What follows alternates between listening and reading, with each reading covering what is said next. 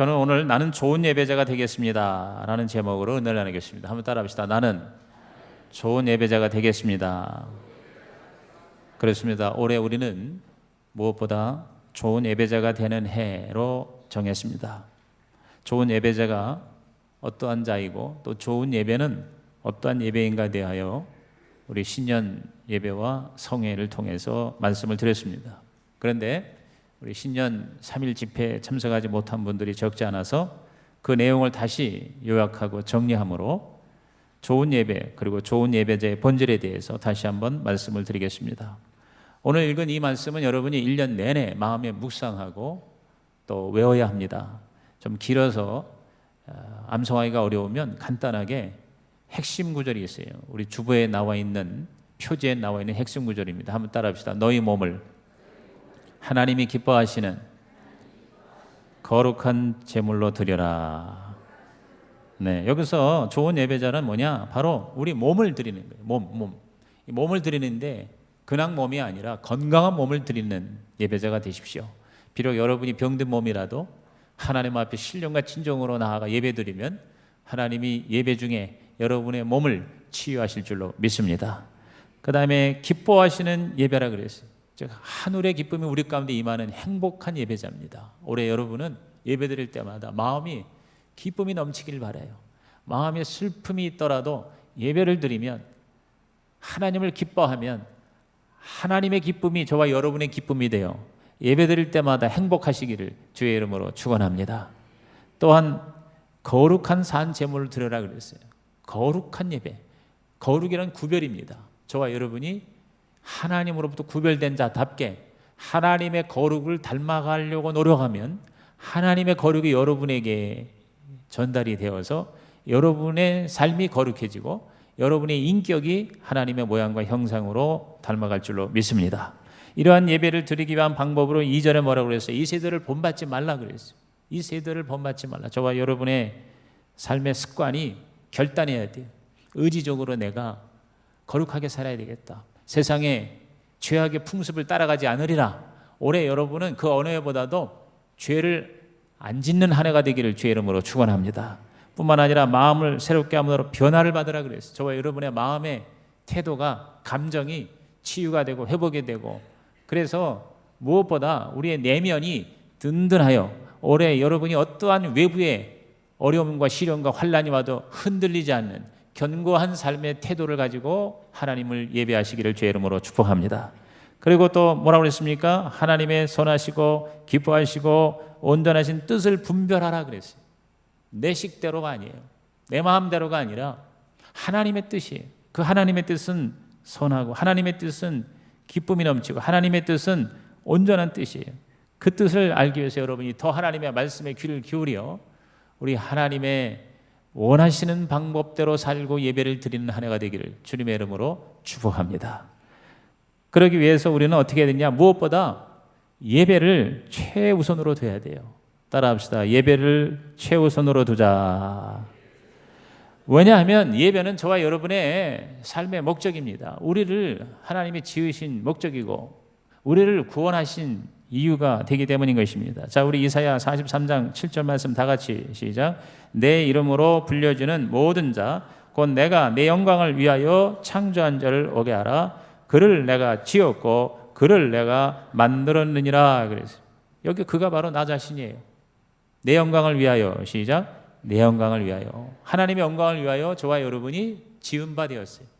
내가 태어난 것이 하나님께 영광 돌리기 위해, 다시 말해서 예배 드리기 위해서 나는 태어난 거예요.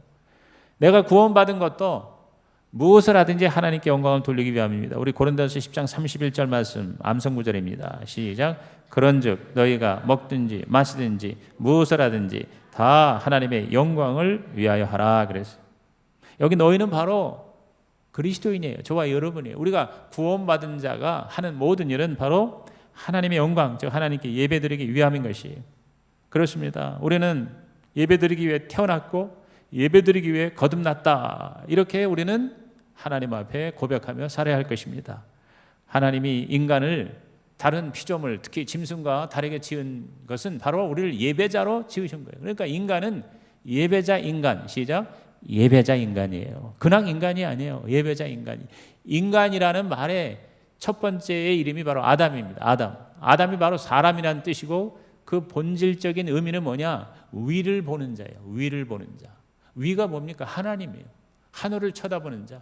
그래서 사람은 다 하늘을 쳐다보면서 하나님을 위를 바라보면서 예배를 하면서 살게끔 그렇게 지어진 거예요. 여러분 짐승은 보세요. 짐승이 하늘을 쳐다보는 짐승 봤어요? 짐승은 다 땅을 내려다봅니다. 그러나 인간은 하늘을 바라보는 거예요. 위를 바라보는 거예요. 여러분이 진짜 인간이 되는 길은 바로 뭐냐? 바로 예배를 드리는 것이다. 제가 여러분에게 올해 필독서로 집회 중에 소개한 책이 뭐죠? 토조의 이것이 예배다라는 책입니다. 그 토조의 이것이 예배다라는 책 여러분 꼭 읽으십시오. 너무 좋은 책이에요. 그 책 중에 이러한 내용이 있습니다. 우리는 마소처럼, 즉 말이나 소처럼 일하기 위해서 지원받았는가? 교육과 자기개발의 사명을 띠고 이 땅에 왔는가? 고매한 정신적 쾌락을 즐기기 위해서 태어났는가?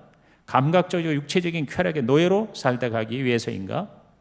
그러나 인생이 겨우 이런 것들을 위해서 존재하는가? 만약 인생이 겨우 이런 것들을 위해 존재한다면 하나님께서 우리를 지으신 것은 큰 실수였다고 생각된다.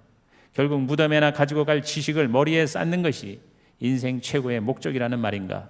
만일 그렇다면 나는 두 손으로 내 얼굴을 가리고 무릎을 꿇고 전능하신 하나님께 하나님이시여 어찌하여 저를 이렇게 만드셨습니까? 라고 부르짖을 것이다. 그러나 감사하게도 그런 것은 인생 최고의 목적이 아니다. 성경은 우리에게 몇 가지 사실을 가르쳐준다. 성경은 하나님께서 자기의 기쁘신 뜻을 따라 만물을 지으셨다고 가르쳐준다. 만물의 존재 목적은 하나님을 기쁘시게 해드리는 것이다. 다시 말해서 하나님께 예배를 드리는 것이다.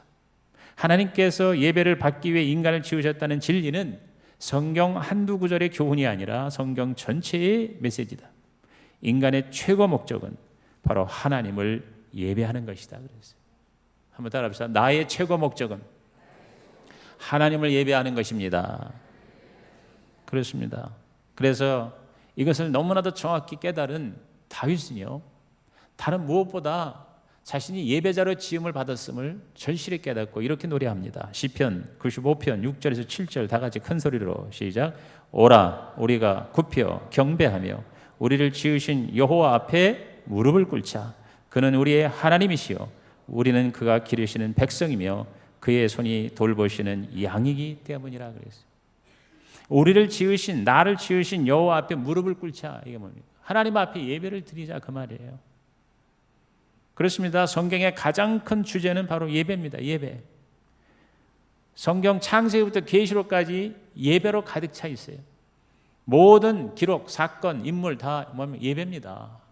하나님이 인간을 만드신 것도 예배고, 하나님이 노아를 구원하신 것도 예배고, 아브라함을 부르신 것도 하나님 앞에 제단을 쌓고 하나님을 여호와라고 그 이름을 부르며 예배를 하게 하기 위함이었던 것이죠. 여러분, 이스라엘 백성이 애굽의 노예 생활을 할 때 거기서 각종 더러운 우상과 신상을 섬기는 것을 하나님이 가슴 아파 여기시고 출애굽하셨어요. 애굽에서 탈출하게 하신 이유가 뭡니까? 바로 족각꿀이 흐르는 가나안에서 하나님을 섬기도록, 하나님을 예배하도록 위함이라고 말씀했어요. 또 이스라엘 백성이 준 그 모든 계명, 율법 다 뭡니까? 예배에 관한 겁니다. 제사법 다 예배입니다. 성막 바로 예배입니다. 모든 성경의 예배예요. 예배. 계명 중에 계명 10계명이 뭡니까? 제1계명, 제2계명은 바로 뭐예요? 하나님을 예배하는 거예요. 다른 신을 섬기지 않는 거예요. 그 모든 성경을 아주 한마디로 축소해서 신약에서 예수님께서 말씀해 주신 그 모든 계명, 이른바 Great Commandment, 위대한 계명도 뭡니까? 바로 뭐예요? 하나님을 예배하는 거예요. 우리 마가복음 12장 29절에서 30절 말씀을 읽습니다. 예수께서 대답하시되 첫째는 이것이니 이스라엘아 들으라. 주 곧 우리 하나님은 유일한 주시라. 내 마음을 다하고 목숨을 다하고 뜻을 다하고 힘을 다하여 주 너의 하나님을 사랑하라 하신 것이요. 그랬어요. 우리 몸을 거룩한 산 제사로 드리라는 말이나 이 말이나 같은 거예요. 마음을 다하고, 마음이 뭐예요? 감정입니다. 목숨을 다하고 의지입니다. 뜻을 다하고 지성입니다. 힘을 다하여 이게 뭡니까? 바로 우리의 삶 전체, 우리의 몸 전체를 다하여 하나님을 사랑하라. 하나님을 사랑하라는 말이 뭐냐? 바로 하나님 앞에 참 예배를 드리라 하는 것입니다. 이렇게 하나님께 예배 드릴 때 인간은 인간이 되고, 그리고 하나님이 책임져 주시고 우리가 못하는 것까지도 하나님께서 해결해 주시는 것입니다. 그렇기 때문에 예배에 성공해야 인생에 성공한다는 말이 가능한 것이죠. 저와 여러분이 참된 예배를 드리면 기적이 일어납니다. 그래서 우리가 정말 하나님을 만나면 하나님의 역사가 기적이잖아요. 그렇죠? 저는 예배 자체가 기적이라고 생각해요.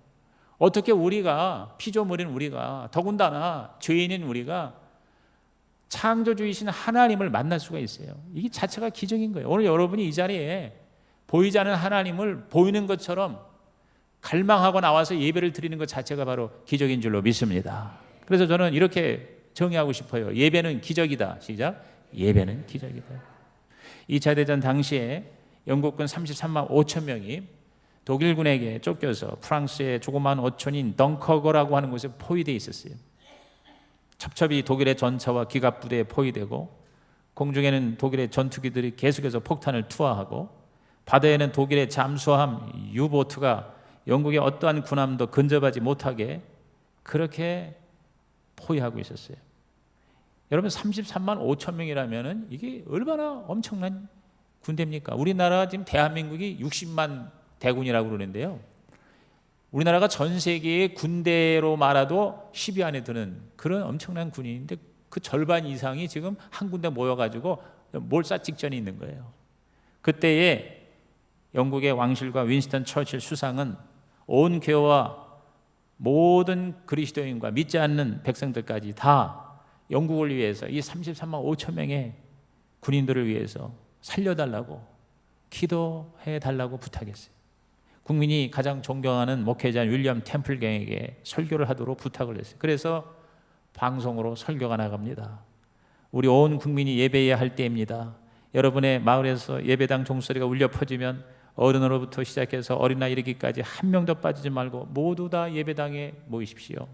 지금은 온 민족이 함께 예배해야 할 때입니다. 지금은 온 민족이 전능하신 하나님의 손에 붙들려야 할 때입니다.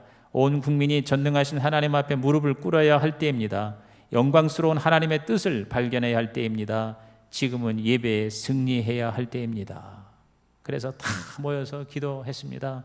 처칠 수상도 웨스트민스터 교회 성가대 좌석에 앉아서 하루 종일 하나님께 부르짖었다고 그래요. 힘으로 능으로 안 되니 하나님 우리를 살려달라고. 그런데요, 그렇게 예배를 전 국민이 드리자 갑자기 악천후가 그 지역에 다가왔어요.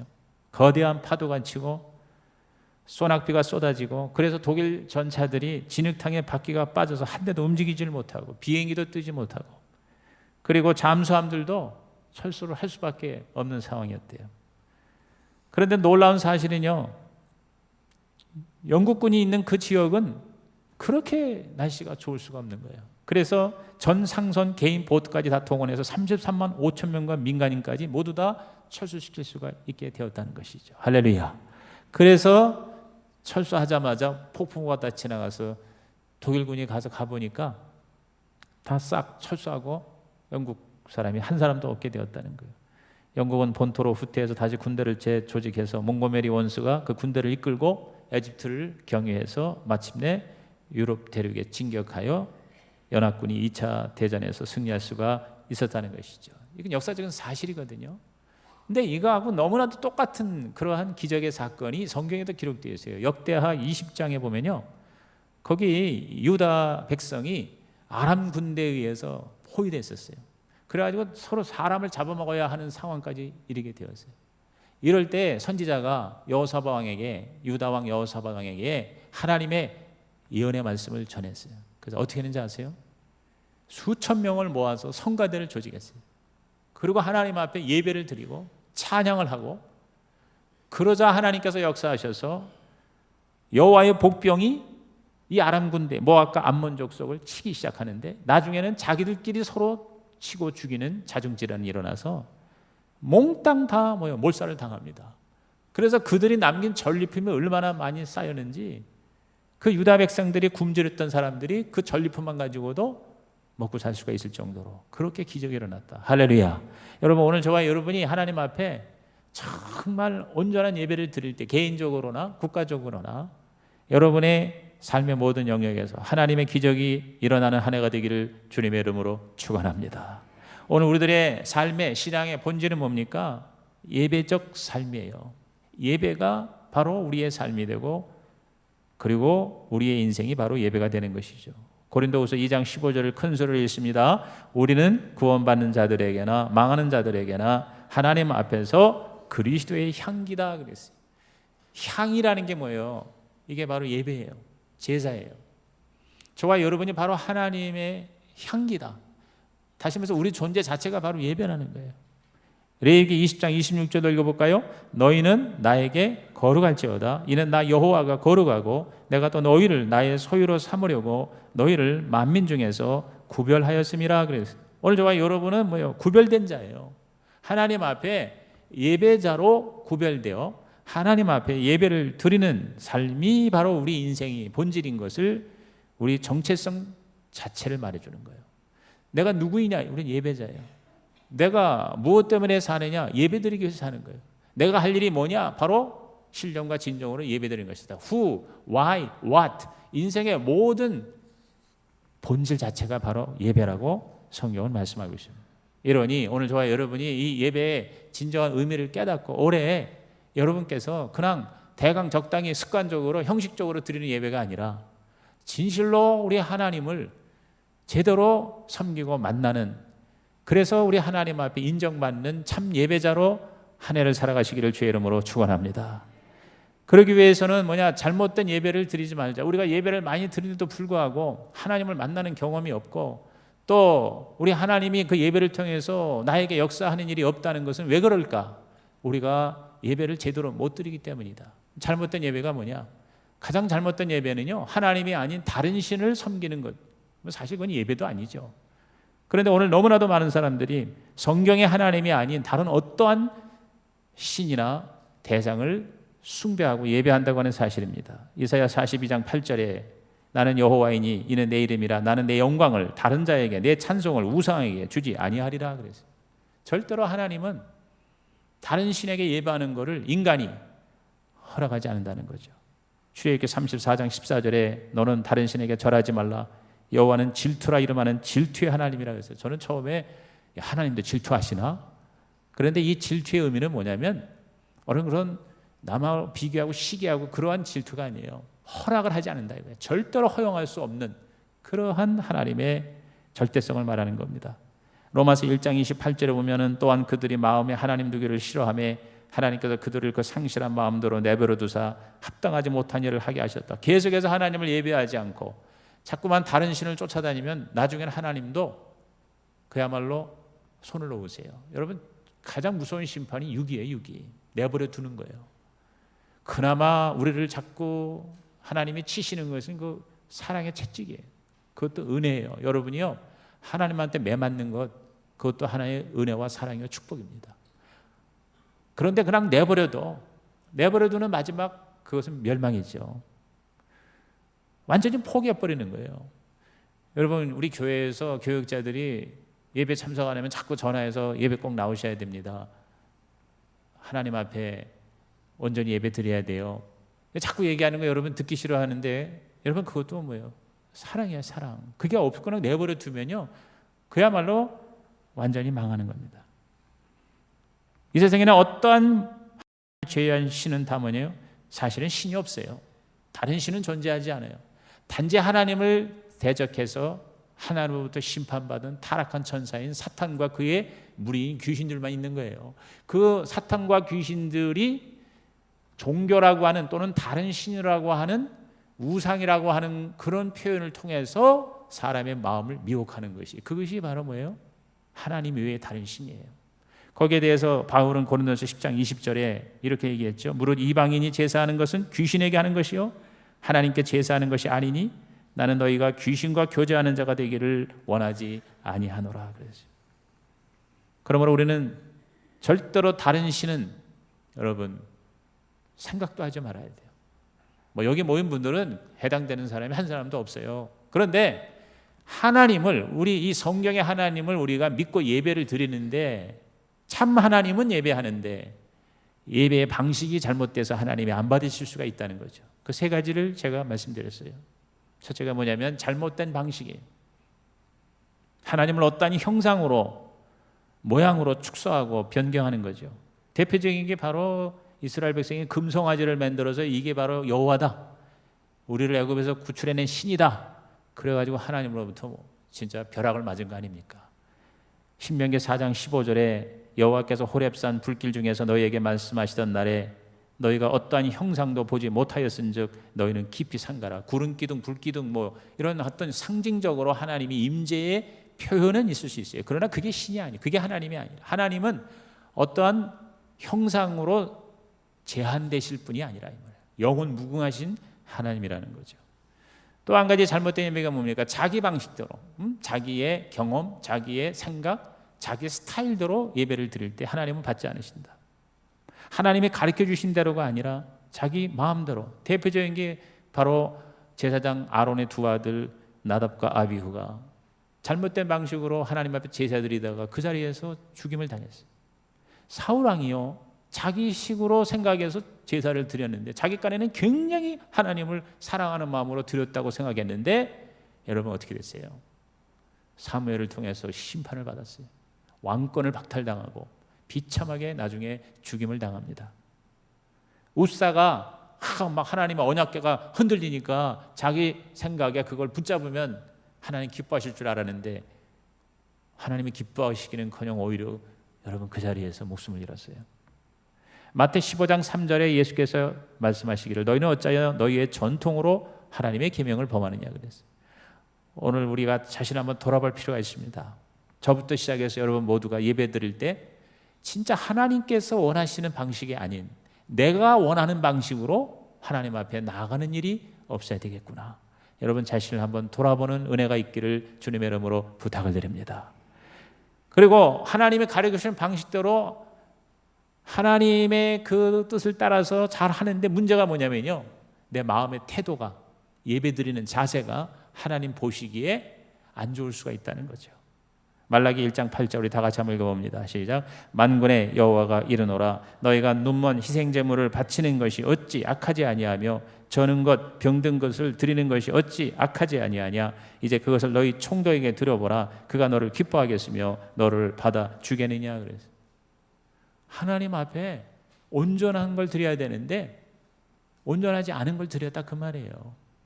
건성, 적당히, 대강, 정말 하나님을 하나님으로 여기고 드리는 태도가 아니에요. 쓰다 남은 걸 드린다 쉽게 말하면. 그럼 하나님 그걸 받으시겠느냐. 이사야 1장 12절에 이런 말씀이 있습니다. 다 같이 읽어봅니다. 시작. 너희가 내 앞에 보이러 오니 이것을 누가 너희에게 요구하였느냐. 내 마당만 밟을 뿐이니라. 그러니까 하나님한테 그냥 체면치레로 하나님 앞에 형식적으로 보이러 오는 자는 마당 뜰만 밟는 거다.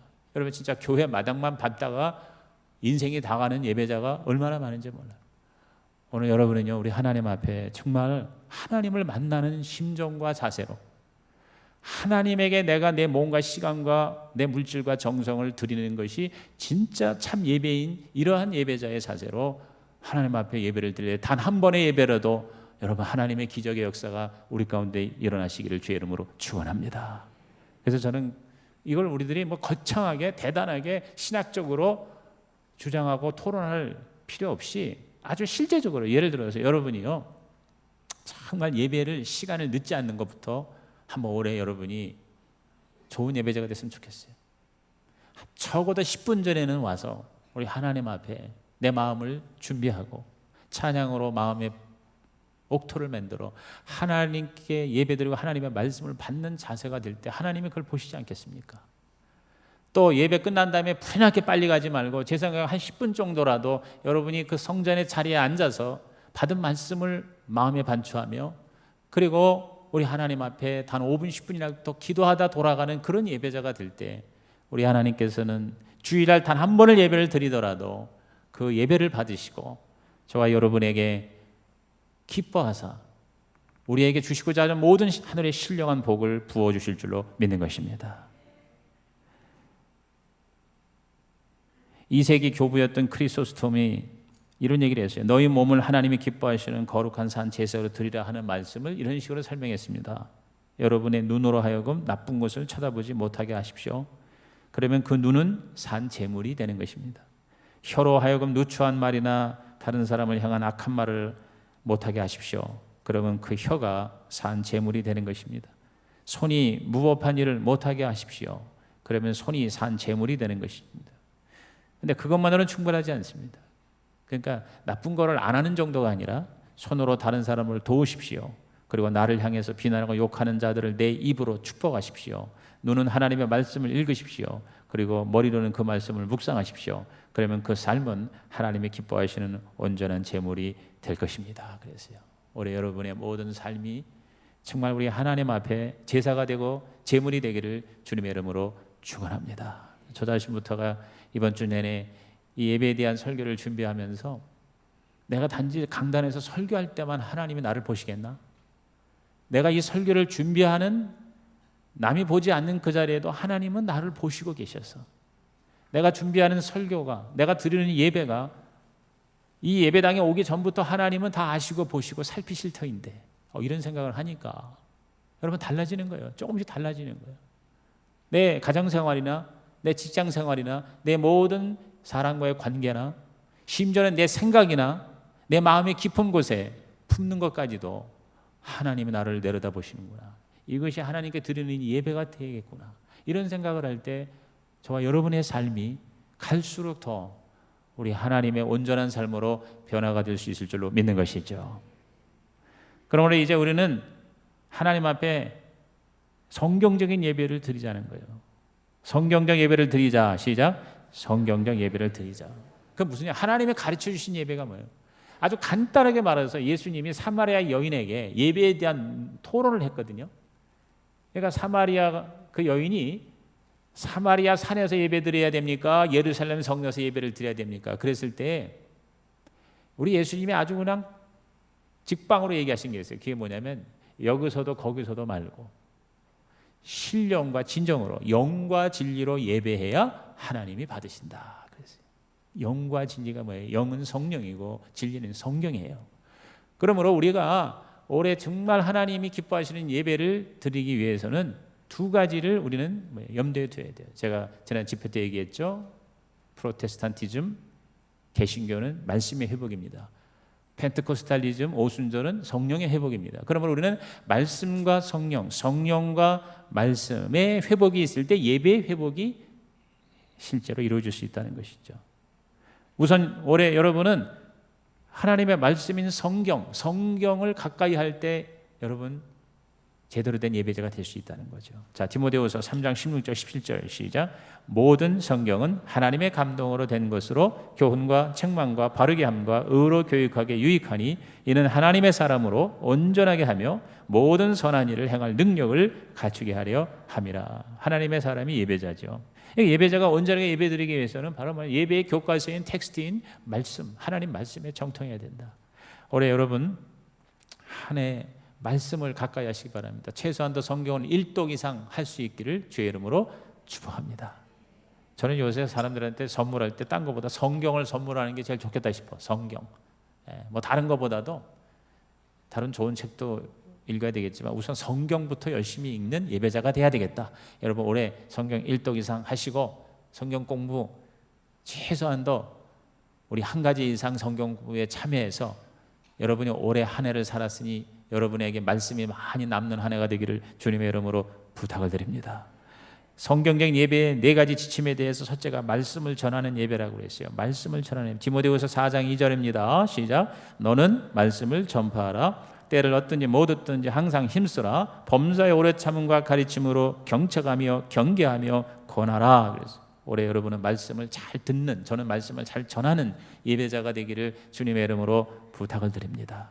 그 다음에 양떼를 성도를 세우는 예배라고 그랬어요. 에베소 4장 12절입니다. 이는 성도를 온전하게 하며 봉사의 일을 하게 하며 그리스도의 몸을 세우려 하심이라. 그래서 성도들이 가만히 앉아 있는 자가 아니라 온전하게 되어, 다시 말해서 구비시켜서 봉사의 일을 하고 교회를 세우고 일어나서 하나님 앞에 쓰임을 받는, 그래서 예배를 먼저 잘 드릴 때 사실은 일도 잘하는 거라 이 말이에요. 예배자가 될 때 일꾼도 될 수가 있다 이 말이죠. 그래서 여러분이 정말 우리 하나님 앞에 예배를 통해서 세움을 받는 한 해가 되기를 바랍니다. 그 다음에 하나님을 높이는 예배예요. Praise the Lord, 하나님을 높이고 Raise the people, 사람을 세우는 예배가 되게 하소서. 이렇게 여러분이 예배를 위한 기도를 중보를 해주시기 바랍니다. 히브리서 12장 28절 29절에 그러므로 우리가 흔들리지 않은 나라를 받았은즉 은혜를 받자 이로 말미암아 경건함과 두려움으로 하나님을 기쁘시게 섬길지니 그랬어요. 라투리오, 섬긴다. 이게 뭡니까? 바로 하나님을 높이는 거예요. 하나님을 예배하는 거예요. 그래서 나의 모든 것보다 하나님은 높아지소서. 나의 명예보다 높아지고 나의 소유보다 높아지고 나의 지식과 나의 프라이드와 나의 모든 존재보다 하나님은 높아지소서. 할렐루야. 이게 바로 진정한 예배다. 그리고 마지막으로 오직 예수님만 구하는 예배. 빌립보서 3장 3절 우리 다 같이 마지막 있습니다. 시작. 하나님의 성령으로 봉사하며 그리스도 예수로 자랑하고 육체를 신뢰하지 아니하는 우리가 곧 할례파라 그랬습니다. 성령과 그리스도를 자랑, 예수를 자랑한다는 게 뭡니까? 복음을 전하는 거예요. 내가 만난 그 예수 그리스도를 여러분이 자랑하는 것이 그게 바로 예배다. 그러므로 여러분은 예배에서 은혜를 받고 나가서 여러분 예수님을 믿으세요. 예수를 믿으면 여러분의 인생과 운명이 달라집니다. 하나님의 복을 받습니다. 영생을 얻습니다. 이렇게 여러분이 예수를 자랑하는 예배 되시기를 주의 이름으로 축복합니다. 이 모든 것 여러분 우선 주일 성수부터 시작하시기 바랍니다. 어떤 일이 있어도 주일을 거룩히 지키고 주일 예배 우리 하나님을 드릴 때마다 만나는 은혜가 올 한 해 가득하시기를 주의 이름으로 축복합니다. 여러분 루즈벨트 대통령이 이런 얘기를 했어요. 여러분 하나님은 영이시기 때문에 어느 장소에서 또 어떤 시간에도 예배할 수가 있습니다. 그러나 한 가지 조건이 충족되어야 하는데 바로 어느 시간 어느 장소에서 예배를 드리기 위해서는 특정한 시간 주일에 특정한 장소인 교회에서 먼저 예배에 성공해야 언제 어디서나 예배드리는 삶이 가능합니다. 이렇게 얘기를 했습니다. 여러분께서 그러한 예배자로 우뚝 서는 한 해 되시기를 주님의 이름으로